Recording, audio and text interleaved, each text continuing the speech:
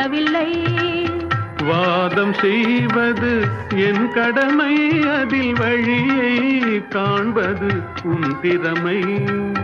வாதம் செய்வது என் கடமை, அதில் வழியை காண்பது உன் திறமை. கண்டேன் கண்டது நல்ல வழி, அது காதலன் உடனே செல்லும் வழி.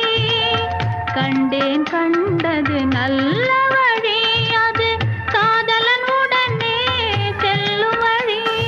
சொன்னேன் பல முறை யாசிக்கிறாய், நீ சொன்னதை நானும் யோசிக்கிறேன்.